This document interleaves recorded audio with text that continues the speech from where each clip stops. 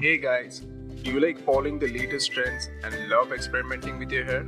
And by doing so, do you often end up using harmful chemical products which damage your hair? If yes, then we wanted to share this super easy DIY hair spa to repair hair damage and make your hair feel strong and smooth.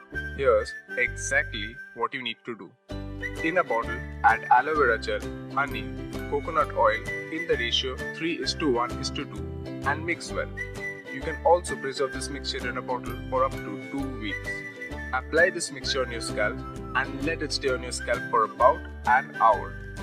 Then wash it off using any shampoo and see the difference yourself. Use twice a week to keep your hair damage free. Keep experimenting and stay stylish.